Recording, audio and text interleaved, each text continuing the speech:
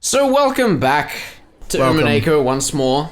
Oh my goodness. We just had a wonderful scene with Kinzo being all upset in his garden. Yeah, crying out for Beatrice, and Beatrice was like floating around. Yeah. And he like couldn't see him. It ended very quickly. That was actually pretty short. It was a very short chapter. It was weird. I don't know, it was good though. Seeing Beatrice like hanging out with Shannon and then kind of... It was sorrowful, right? She looked at Kinzo in a sorrowful way. Like, yeah. I don't know. There's maybe something to be learned about Beatrice's character there. I don't know if you want to say anything about it, but I think that it was definitely an important sequence, even if it was very short. I feel like we didn't learn anything new, but I feel like that might have been because of assumptions I was making. Sure. Because, like, I was assuming that the whole thing with the witch at the start where he's like, why won't you show your face?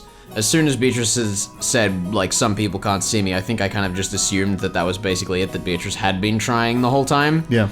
But just wouldn't work. Well, yeah, we were told about that in the first episode where Bella's like, well, why can't I see the witch? And everyone was like, well, because you have like, you can't see her, you're not on the same wavelength. Yeah. And it seems like he's inherited that from Kinzo, which, yeah, I mean, we're learning things about how magic kind of works, I guess, with the wavelengths and the tea set that Beatrice, you know, had laid out, all that stuff. And we learned a little bit about Shannon and Kanon as well, which I thought was really neat.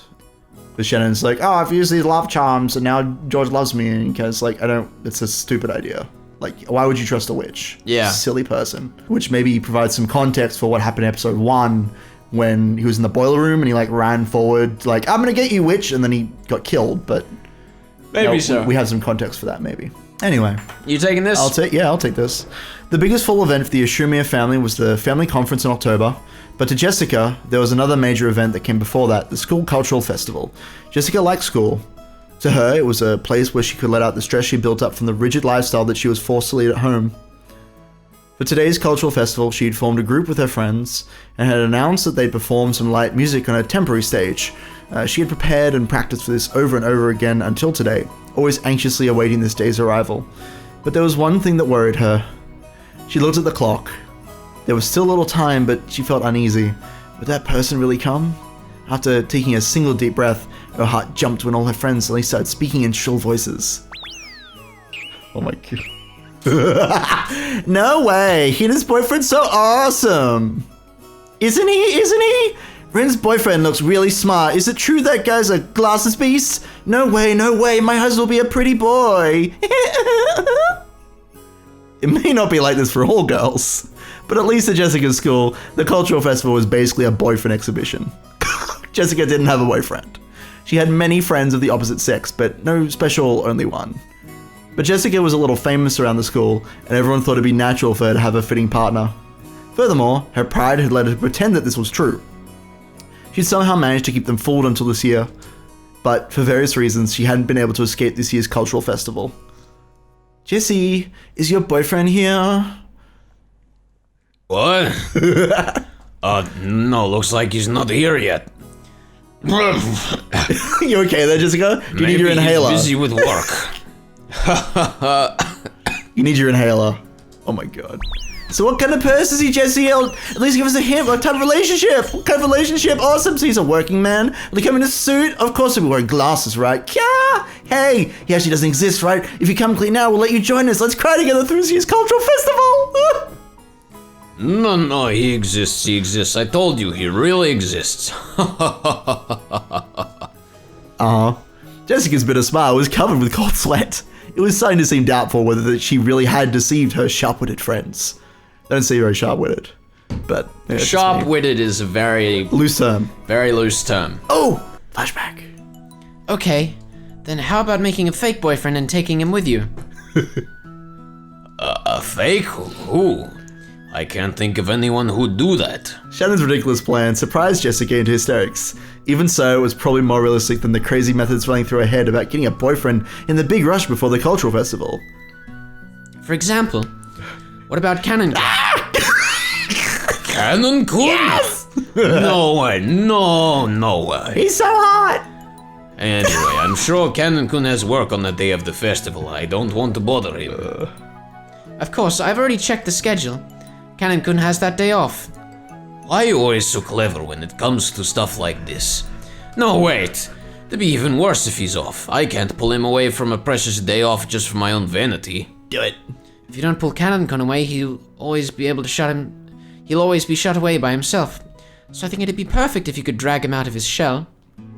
What is that fucking face? Oh, She's so embarrassed. oh my god. She's like, oh, Kanon. Oh, you couldn't that's so possibly. good. Not with Kanon. Oh, goodness.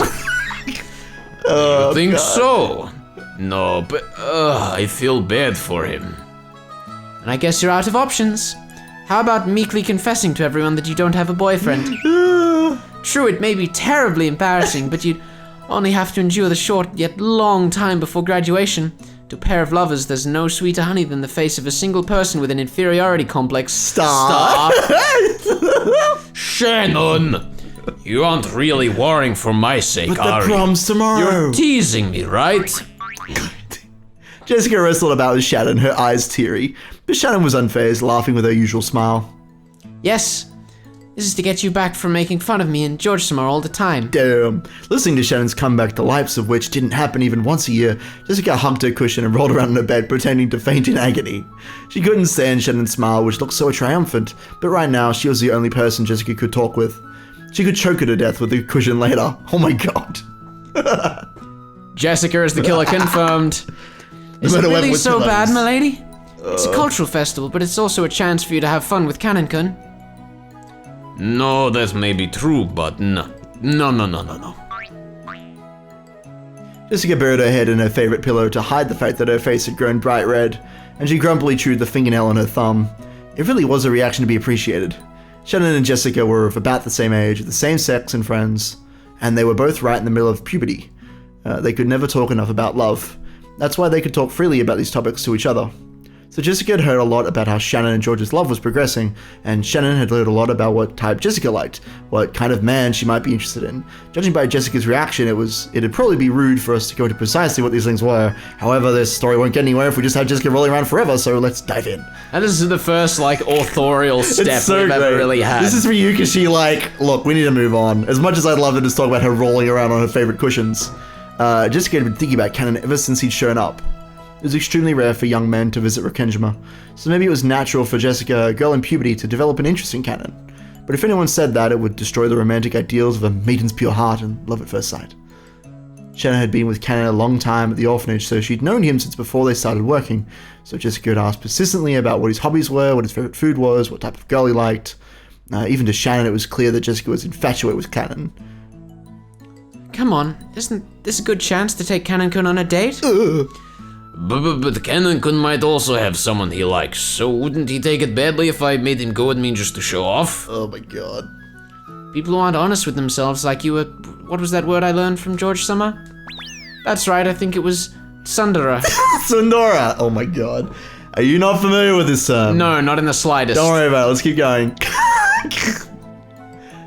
Keep going, please. Okay. Don't worry about it, I'll explain it when you're older. When I'm older. Yeah, that's right, I'm only 12. It's true. You son of a bitch. Please continue. Apparently they'll behold the rage in a decade or so. Wow, George Nishan sure is incredible, managing to foresee future trends like that. Awesome. No, wait. Are you saying I'm living in the wrong decade? I give up. These sound effects. It's so good. It took several days of wasted efforts, but in the end, Jessica agreed to the plan of having Kanon pretend to be her boyfriend. Oh god. Cut back. Oh no. Oh shit. Still in the house. Yes, milady. Did you call me? Jessica regretted calling out at such a bad time. Kanon always looked sullen, but he had some bad days and some better days. Unfortunately, this reaction was the former. All that confidence and effort she'd built up practicing in front of a mirror all night was wiped out in about 5 seconds. Jessica turned bright red and hung her head. When he saw that, Kanon sighed. Jessica thought that he was exasperated with her and her face went pale. I heard from Shannon. This is about having me go with you to the school cultural festival, right, milady? Huh? Nice one, Shannon. I mean, yeah, that's right, but, Do you have any vodka plans that day? What? I was strictly ordered by Shannon to stop drinking the vodka when I'm working. Also to work specially for you on that day, milady. I have never been to high school, so I don't really understand. But I hear it's a place where girls can be shamed if they don't have a boy with them. And I was given special orders to see to it that the daughter of the Ashurmia family is in no way inferior to the common people. Wow. The common people. The people. The plebeians. The fucking plebeians with boyfriends. Shannon, I'll beat you to death later. Jessica kept yelling with a strange voice and a broken smile, like a tea kettle filled with boiling water. As Kanon watched this, he sighed again. Am I supposed to do that like 2 octaves higher? I think so. Yeah, that's alright. We'll get you next time. Yeah, next time. Kanon wasn't an idiot either. He fully understood what Jessica intended by inviting him, but to be honest, playing along with Jessica's love game seemed like it'd be nothing more than an annoyance to him. However, Shannon had asked him over and over. He was deeply indebted to her, so he couldn't refuse. And that brooch was in his pocket. Could this strange turn of events have been brought about by the magic power residing in this brooch? Ridiculous.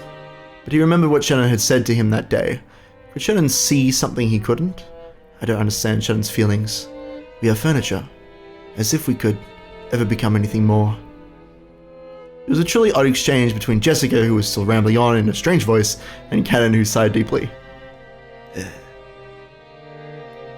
We're going back to the future. Yeah, to the future. But not the real, not like the future when everybody is dead. Yes. Jesse, someone's here. Didn't you hear? Oh my god. Sorry, who is it? As my friends, oh shit. As my friends all gathered together, they were looking this way with hard-to-describe expressions, whispering to each other in small voices that weren't small anymore. Oh. My attempt to play dumb felt pretty transparent, even to me. Did I really just say sorry, who is it?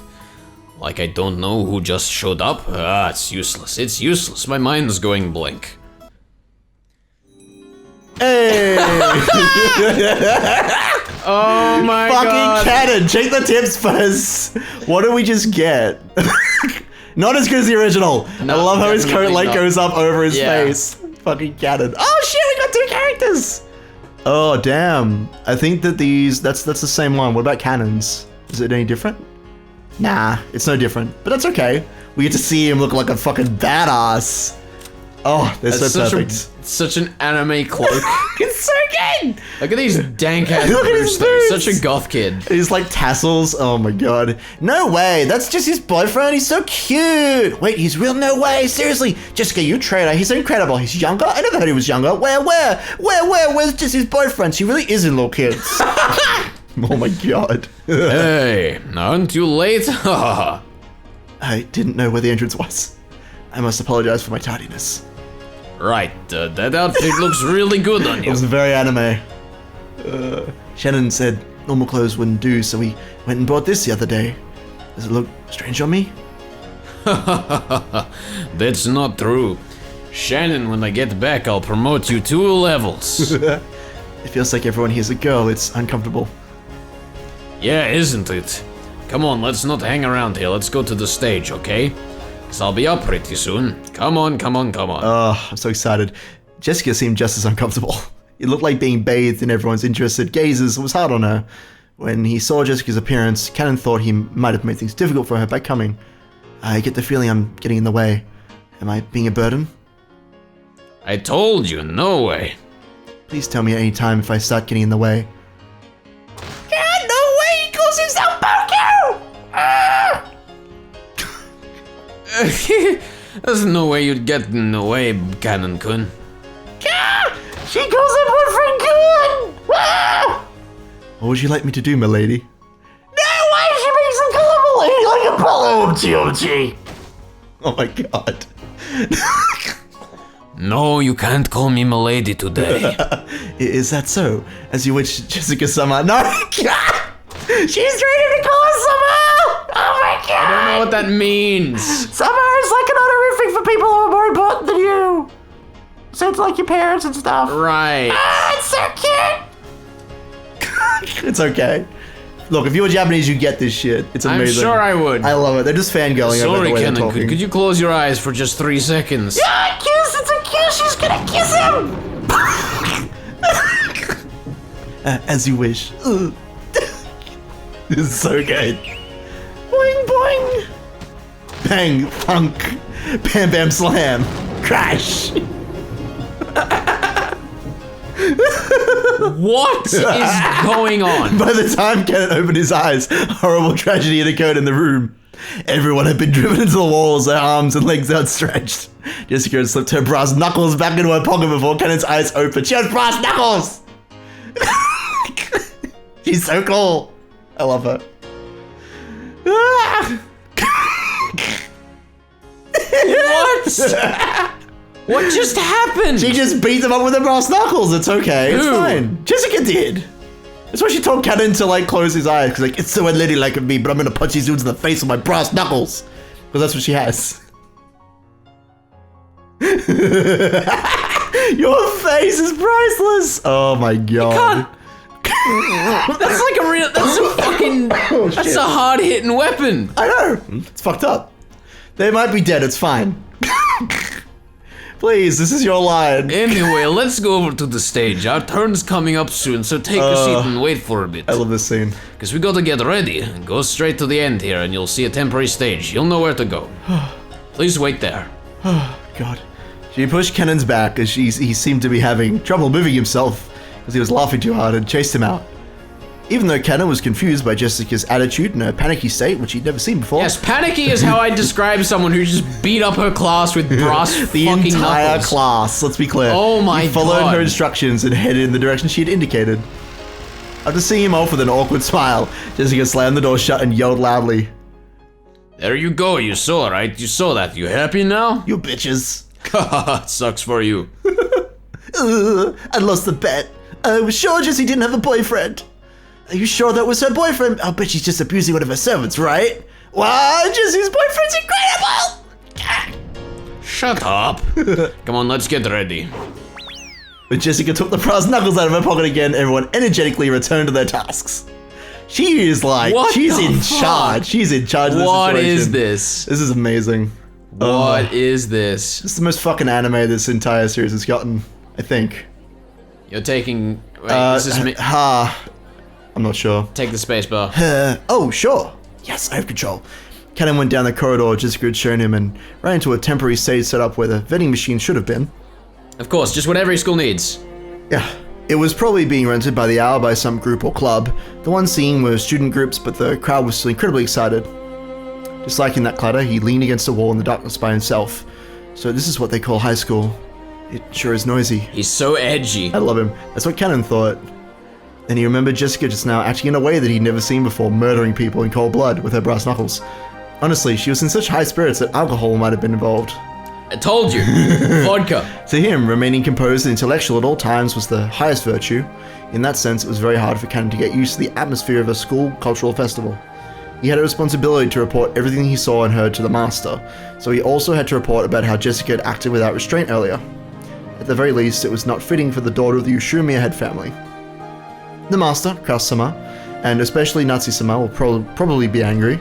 If I am to report it in a way that protects my lady, should I blame it on inappropriate school friends? What was all that? So stupid. Kanon thought back on how Jessica had acted earlier and sighed again. He could understand Natsu's headache a little now. Come to think of it, Natsu-sama, as the president of the PTA, was supposed to go to an informal gathering after attending the ceremony in the gymnasium. She said she wouldn't be able to see Milady's performance, didn't she? It's probably for the best. Crowds certainly are unpleasant. What in the world is going on? Several female students kept glancing at me. Oh shit, it seems they're all whispering the same things Milady's school friend said, and it's truly unpleasant. Come to think of it, didn't Shannon warn me? If you walk alone at something like a school festival, you'd better watch out because lots of strange people will come and talk to you. Strangers. Excuse me, are you by yourself? This is expected. A group of girls I'd never met started talking to me. Their stares started to make my back tingle. Didn't you tell me some magic words that could chase them off in times like this? Sorry. I'm with someone. Uh-oh, really? Oh, I'm sorry. It worked. Instant reaction. Well, I got rid of them, but it hasn't really changed the number of people staring at me. No, it's that kid. That's Jesse's boyfriend. No way. It's that kid. I can't believe it. I was sure he was fake. Isn't he cute? So he's younger. Lucky Jesse. There's no way I'll ever come to a place like this again. Kanon sighed for about the zillionth time that day. When he did, the lighting changed and the standing audience started cheering. I hope you're ready for this. He looked around and realized that there was suddenly a large group of people there. And unlike earlier, they were mostly guys. I see you with that microphone. With this huge crowd, he couldn't even see the stage. Fortunately, there was a fallen beer case nearby, so he tried using that as a footstool. When he did, he realized there was now a new group on the stage. Their leader is Milady. She's changed into stage clothes, and she's even holding a guitar. I didn't know she could play. Then again, maybe she can play. I've never seen her practicing air guitar before. Natsu-sama wouldn't approve of any hobbies outside of study. Maybe she was always practicing in secret. Come to think of it, she's been returning really late from school recently, hasn't she? Maybe she's been practicing at school, far away from Natsu-sama's prying eyes. It really is for the best that Natsu-sama didn't come. If Milady were to get scolded by Natsu-sama after putting so many hours of practice in, she'd probably feel dejected. Jessie-sama! Oh my god, she's on stage! Ah!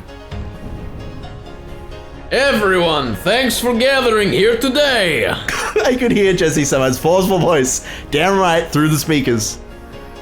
Jessie-sama? Maybe that's her nickname at school. The students in the audience kept calling out that name. I'm a little offended by that crude name. It's inappropriate for Milady. Jessica-sama was in high spirits, so they kept shouting, Jessie-sama! Everyone here was probably a fan. Her mic performance picked up on that and electrified them even more. It was almost like a music program on TV. At first, he thought this was all silly, but that feeling had changed into appreciation. It was incredible in its own way.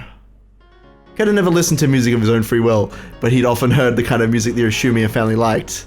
Since it was almost all classical, Kanon had naturally taken a liking to that kind of music. So to Kanon, the song Jessica sang was, how should you say it? Oh yeah! Extremely colorful. In any case, if Natsu-sama heard it, she'd probably faint. Are we about to actually get the track, please? Yes. Hell yeah! Hell yeah! Title, something, out of Silver Forest. Good luck reading that. Oh, it's all hidden. Why is it hidden?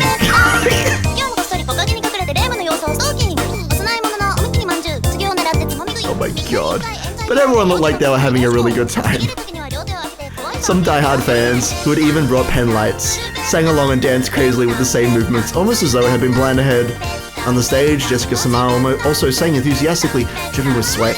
He couldn't find a single element that was appropriate for a daughter of the Umineko family, but it looked like so much fun. Jessie-sama! Jessie! Jessie!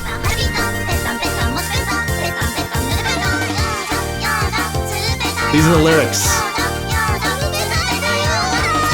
I can't do this with the backing music. I know. Give it your best shot. No, we're doing this beat poetry stuff. Again, today behind me, the sound of footsteps. Ayashiro-sama is stalking me. Curses, disappearances, sacrifices, torture. Onikakushi. Does that make a good snack? Don't say Marisa. Oh my god. Perfect. Why did they put music behind the bit I'm supposed to sing over? That's It's so amazing music.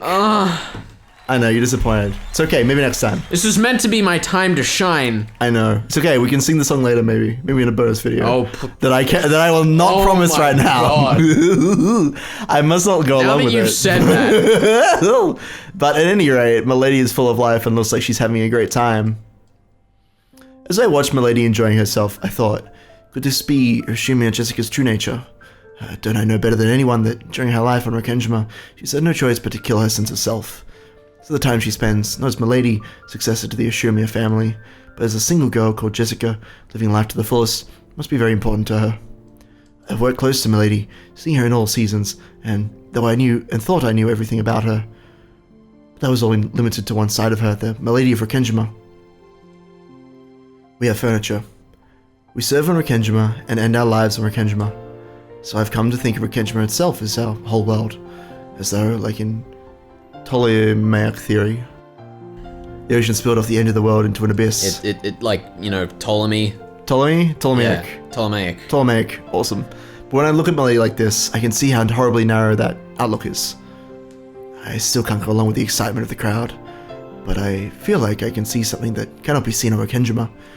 I'm not sure if this is the unseeable thing Shannon was talking about, but the ocean still doesn't look blue to me.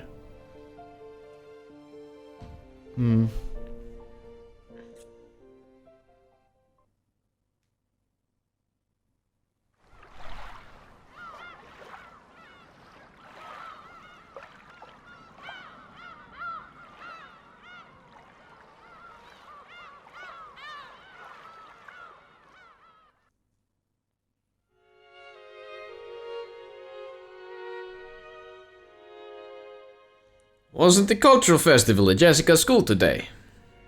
How is the principal doing? He seemed to be in good health. That's right. Dad member Takamiya was also there. He said to give you his regards. Busy as usual. It appeared so. That person is also very energetic. Oh, and I believe President Emoto also made an appearance. Naturally, the topic of Jessica's cultural festival came up at dinner. School events often became social gatherings for local volunteers. It was the same for the Ashumiya family, who were celebrities around here. Natsu remembered the name of one VIP after another at that social gathering, telling Kraus the news about them. Jessica didn't really have any interest in that discussion and rudely slept her pumpkin soup. Milady, perhaps you ought to take more care with your manners. Yeah, sorry about that. Jessica, how many times must I tell you to watch your language? Yes, ma'am. Jessica answered, discouraged. When he saw that, Kraus smiled a little and paused his conversation with Natsu. How was the festival for you, Jessica? Well, it was okay. I was watching. You did an excellent job. That's a fucking lie. Well... Jessica's face turned bright red. She probably hadn't imagined that Natsu would actually come to see her on stage. She felt a mix of happiness and embarrassment. Actually, she hadn't really wanted her mother to watch, since she didn't want to be told that her music was inappropriate for the Oshumiya family. But it certainly didn't make her unhappy to hear her parents say she'd done a good job after watching her try her best. Watching her try her best. Jessica acted with both composure and dignity. Oh, goodness. Fitting behavior for the student's representative. This is gonna fall apart. Yeah. Oh, yeah. The smile that had been there until a second ago crumbled like sand. Jessica immediately realized that her mum was talking about something different. Oh, so it's not a lie, it's just totally confusing. Jessica was also the school's student president. President. Oh my god. President. Oh, English. She had no interest in doing something so annoying, but her parents had been pushy, so she grudgingly accepted. Unfortunately, she was popular at school, so she won the election easily. So Natsu was praising her for the student council sponsorship ceremony at the beginning of the cultural festival. Actually, she had just carried that out half-heartedly. After that, she immediately met up with her friends and held a stage rehearsal for the rest of the time. That experience of standing above people and bearing responsibility will surely prove useful in the future. I'm sure it will help Jessica mature as a member of the Oshumiya family. Oh, that was Kraus, sorry. But you rushed a little while giving the greeting. You get to pass some content, but the fast pace of your speech lessened the impact. It might help if you developed a habit of pausing every once in a while. Yeah.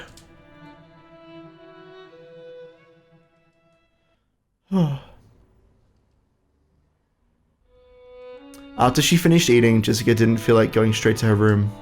Her room was basically the place her parents had ordered her to be. So perhaps for Jessica, instead of returning to her own room, being in an unknown location in this large mansion was a meager form of resistance.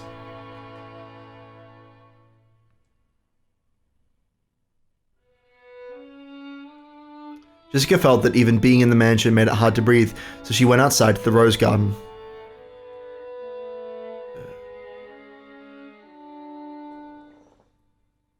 Wait, who's this? This is Jessica. Well, even if she did show up, I'm sure she would have said something about how it wasn't appropriate for a successor of the Shiromiya family. So isn't it better this way? Jessica laughed at what she was sulking over. She laughed at what kind of words she could possibly have been expecting. That was... oh. That was dumb of me. And I was just acting like an entitled brat. I'm a little exasperated with myself, and it makes me want to laugh. Milady. Oh, Kanon-kun. Don't scare me like that. Just as she was about to force a laugh, Kanon suddenly started talking to her and she choked. What's up? Got something to say? Yes? Jessica's expression became the one she always wore when looking at Kanon. The listless Jessica from a second ago was gone. If he had still only known Jessica as the eventual successor to the Oshumiya family, as he had until yesterday, he might have mistakenly thought that Jessica's mood had sprung back to normal. But that wasn't right. He now knew a part of her that he couldn't have seen until yesterday, so he understood that there was no way Jessica actually felt the way she appeared. Oh, about today's cultural festival. Thanks for coming with me so I could show off. You saved my butt out there. That song, you were really good. What? Really, you're embarrassing me. Even though she had heard the words she most wanted to hear, Jessica acted shyly and couldn't accept them openly. I cannot sing, and I don't know how to play any instruments other than the harmonica and the recorder, which I learned in elementary school, so I simply assumed you were the same, milady. At the time, Kanon had never felt as though he'd been looking down on Jessica in this way, but all the people he'd seen playing special instruments were on the other side of the brawn tubes in the TV. At the very least, he'd been under the impression that it'd be impossible for Jessica. I am furniture, so I didn't believe there was any need to sing or play instruments. But I'm not sure anymore. Seriously, Kanon-kun. Enough with that I am furniture business. It's like a proper attitude you servants are supposed to have, right?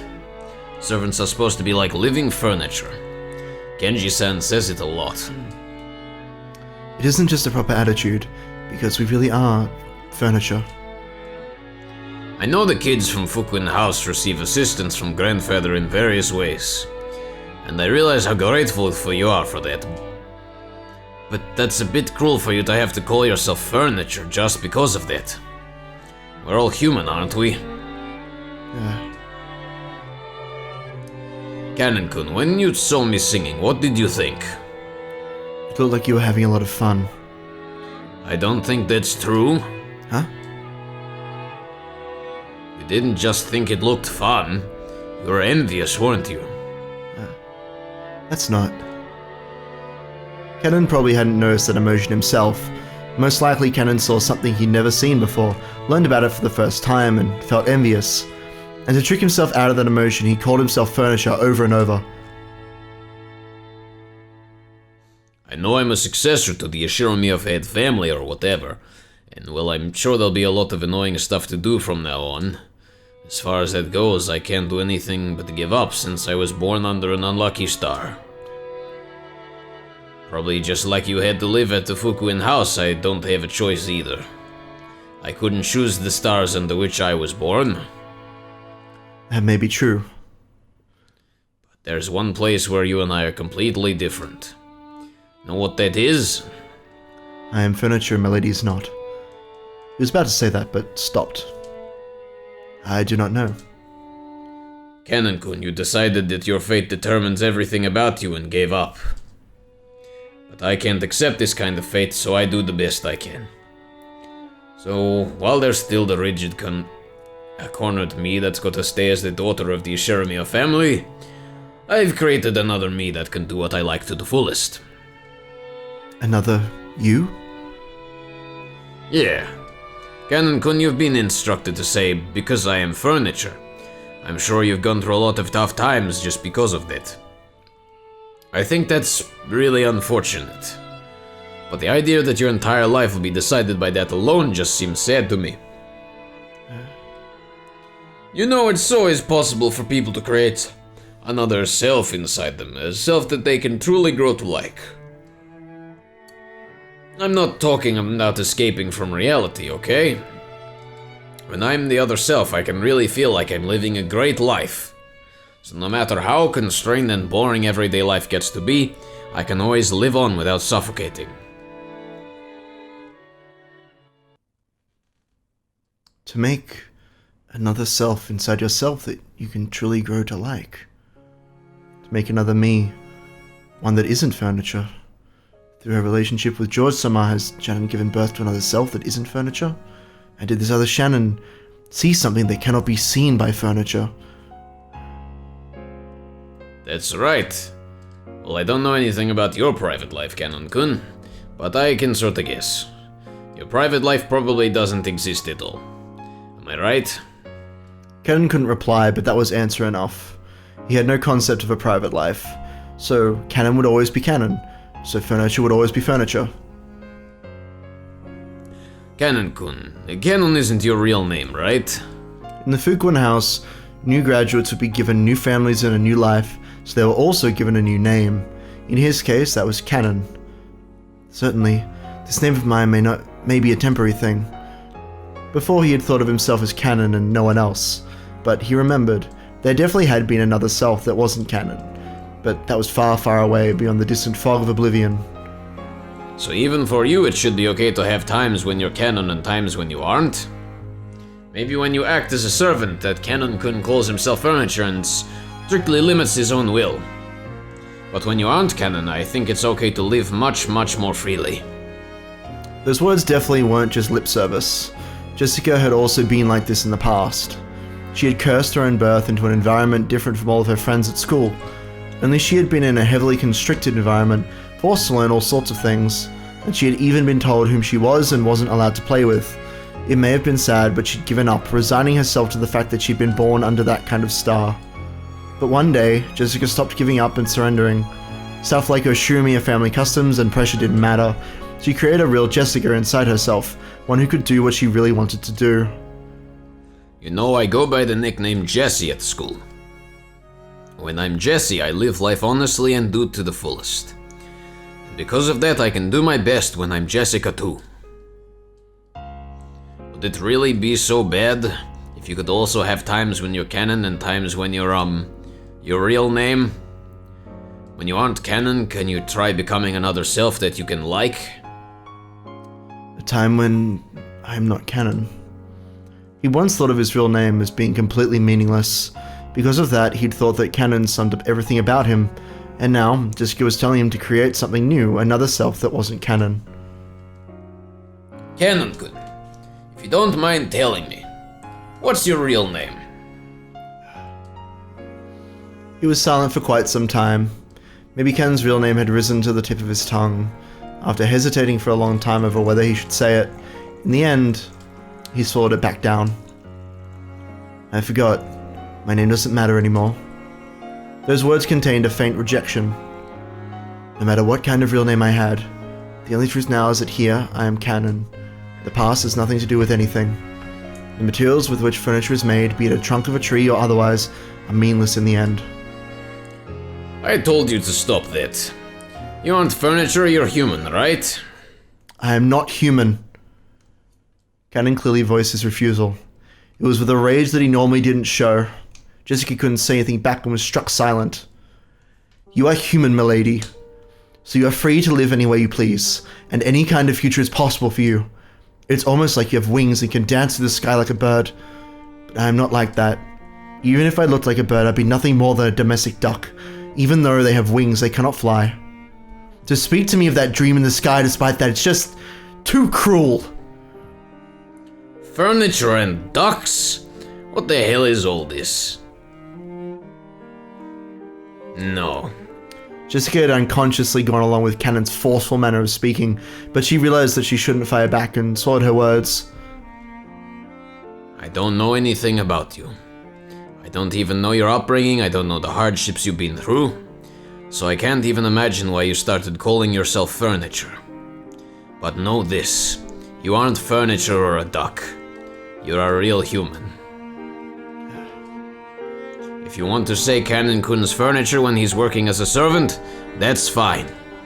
But in that case, don't you think you can create a self for when you aren't furniture, for when you are human? Only a human like Milady can embrace that possibility. I am not like that. I have no future, no possibilities, no dream that I am allowed to see. So Milady, please don't say any more cruel things. Why do you say stuff like that? Because it seems you mistakenly think I'm a human, the same as you, milady. We are different sorts of beings. I just wanted to make that clear. I heard from Shannon, something about milady liking me. What? No. I look almost identical to a human, so like Shannon, I could probably delude myself into thinking I'm human and pretend to love for a time. But then, I would surely be fooling myself. No, I would be fooling you too, milady. Shannon and George somehow would definitely fall apart. Even though Shannon herself probably realizes that day will come, she's taking part in such a stupid. There's nothing stupid about it. Sure, George Nissan's a wonderful person, he's got to match up to his parents' expectations.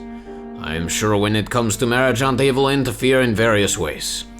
And I think the furniture prospects look like they'll be full of trouble, okay? You just said furniture prospects. I know. Oh my god. I realized it because You're the worst. the problem is I'm looking through the microphone and I saw F and T-U-R-E. You are the worst person right now. What do you want me to do? I hate you so much. Poor Kanon. They're furniture prospects. But you know what? I really need to figure out how to, like, because I'm looking at half of this text through the pop filter. My God. It's great. It's great. Just keep going. But you know what? George Nissan isn't the kind of guy who'll surrender to that shit. Shannon's no Juliet and he'll definitely bring her happiness. People cannot engage in romance with furniture. What I'm trying to say is that even if you can love furniture, I cannot love you, milady. Huh? Those words of Kanon's crushed all of Jessica's bittersweet feelings from that day. There was no way her emotions could have predicted that she'd be refused so bluntly. In an instant, she lost the willpower that had led her to try and unravel something stubborn in Kanon's heart. And before she knew it, she was just standing there in shock. Milady, if your feelings for me were due to my conceit, then I must ask that you forgive me. No, well, I won't deny that. Thank you very much. Huh? Thank you very much for thinking of me as a human. Those feelings alone really do make me happy. Anything more would be too cruel for me. So... No, I've said enough. Sorry about that. Jessica recklessly scratched at her head and spoke, trying to force her voice to sound bright. I just kind of ran on ahead by myself and was a burden on you. Oh, she's crying. I'm really sorry. I'm sorry for causing so much trouble on your precious day off. No. I was also happy that I could see you having fun. And let's call it a night. If I don't go back to my room and turn off the lights, Mom will get mad at me again. Haha. It's probably for the best. I wish you a good night, milady. Yeah, good night. No. Kanon saw Jessica trot away with her back to him, looking disheartened. But then she suddenly broke into a reckless dash and disappeared in the direction of the mansion. As he watched her back for just an instant, Kanon was tormented by the feeling that he'd just made a huge mistake. But he hadn't made a mistake at all. He'd been forced to refuse her now for her sake, while the pain was still at its smallest. Nice going, making a woman cry like that. I didn't expect you to refuse her that strongly. If you'd given a normal answer, another pair of lovers would have been born thanks to my magic. How long have you been there? What a horrible person. When he turned around, the witch was suddenly there. It looked like she'd been there the whole time, watching the two of them as though enjoying a play. I shall forgive you for your insults just this once, in deference to that amusing little show. Even after 1,000 years, no more interesting show exists than complications between boys and girls. To me, it's a pleasure that's better and more addictive than opium. Kanon pulled the butterfly brooch out of his pocket. It was the manifestation of the great magic the witch had bestowed. Without hesitation, Kanon slammed it against the ground and stomped on it. Oh? What is the meaning of this? You know that was given by me. Just now I figured it out. What you're doing isn't as tasteful as being a cupid of love. You're just a demon who enjoys showing love to those who can never be together, deceiving them. You are free to think that. Most humans I lend my power to say the same thing. Don't play dumb. You didn't lend Shannon your power because you felt sorry for her. You found a weak point in Shannon's heart as her chest burned with love, and you made her break the mirror that sealed you. What's more, you guessed how this would all end, and now you're toying with her. Am I wrong? Furniture has a thoroughly pitiful existence. So you have no dreams, no future, and even no love. Good, good. There is nothing better than knowing your place.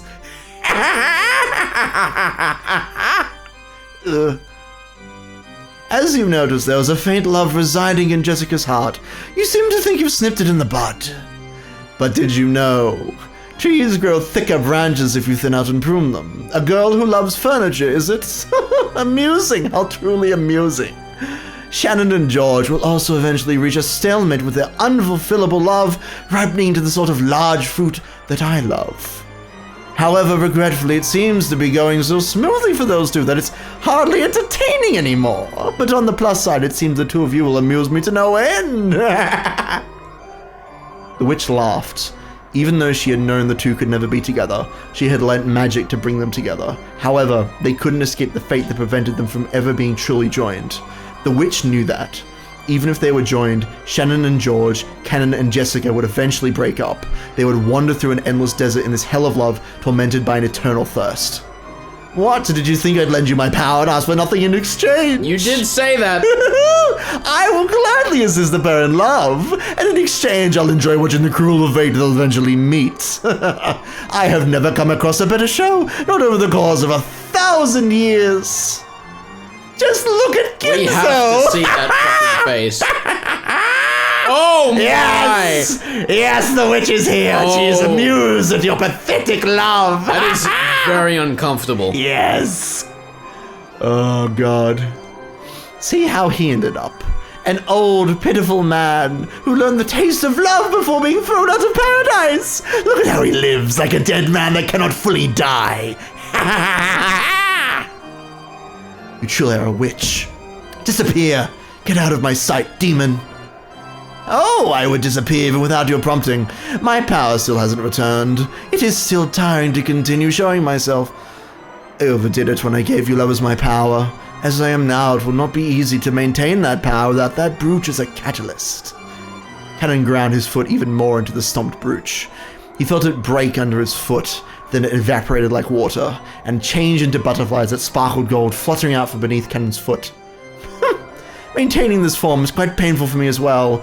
I will hide myself for a time, just as you desire, of course. My magical power will rise as surely as the moon and the tides, and eventually a fitting time will come for my revival. I know not in the slightest whether that will be tomorrow, next year, or even 100 or 1,000 years in the future, but as long as there are those who entertain me, I will surely gain power and revive. I will disappear for a short while until that time comes.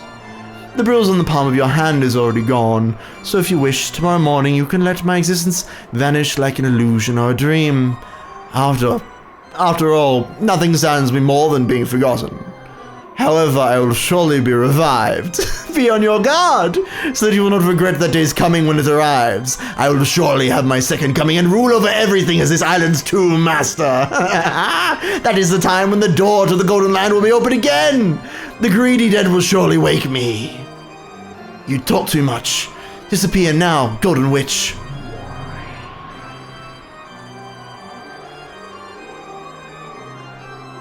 The witch became a cloud of gold butterflies and scattered away, leaving behind a scornful laugh. The whole area sparkled like a gold blizzard in a snow globe.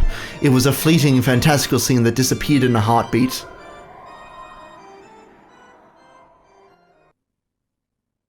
The witch could no longer be seen. However, Kanon felt like he could still hear that shrill, unpleasant laugh. Ah, how amusing. How truly amusing. Why is the human world so amusing after all the years I've been away? Go mad with love, go mad with gold. Those who don't go mad from one of the two are not human. I see, so that's why the word furniture is so fitting. Furniture is created to serve humans, and I cruelly treat humans as playthings to sate my 1,000 years of boredom. What a truly amusing three-way deadlock that I cannot control furniture. Kinzo, you fool! What a truly entertaining scheme you've worked out. Furniture, you fools, just you try and see if you can fail me. Tonight, 2 seeds of love have been sown, including the one already sown that makes 3.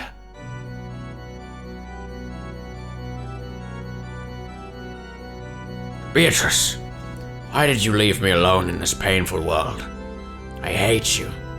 I'll hate you for all eternity for not even trying to answer despite being yearned for so. Master, drinking any more will be damaging to your health. Dr. Nanja warned you as well, did he not? Be silent, Genji. You do not understand. You do not understand my grief and sadness. And I believed at least you, my oldest friend, would understand my pain. Why can you not understand? Oh, Beatrice, why did you leave me all alone? Master.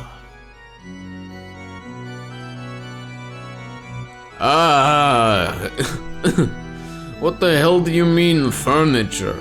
I don't get it. Oh, poor Jessica-sama. Even though the cries I hear coming from your room tell me of the situation, there is nothing I can do. This is all a tragedy due to a pair who are too young, getting too close, when the positions of their birth are too distant. I can do nothing but understand Milady's feelings, hide my footsteps, and quietly walk away.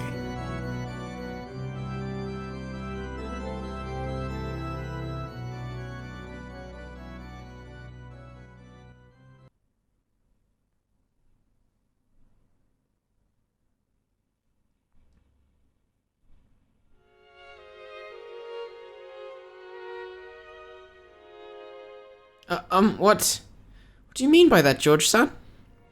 I mean what I said. I still haven't built up my castle. Once I manage to do that, I'll finally be able to think of myself as an adult. When that happens, I want to marry you. That's, But my heart won't let me do that anymore. So I want to give you an engagement ring. Engagement, you say? But I'm furniture. Oh, right, that. Well then, furniture has to listen to what people say, right? Right now, I'm having a ring made that'll be fitting for you. I think it'll be ready in time for me to bring it to the upcoming family conference. I'll give it to you then, so please, I want you to let me hear your answer. If you accept, then I'll proclaim our engagement right there in front of all the relatives, including grandfather. George-san. I'm sure some people won't approve of our relationship, but there's no need to look at their faces, because you only have to fill your eyes with me. I will definitely bring you happiness. That's the one thing I can promise you with certainty.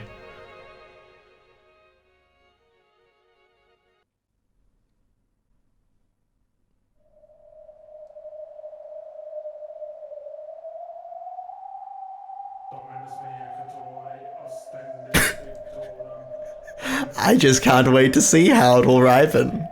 The gold butterflies do not swoop upon the juice of overripe and rotting fruit. I cannot wait for the day of harvest to come. Is the time of the banquet here yet?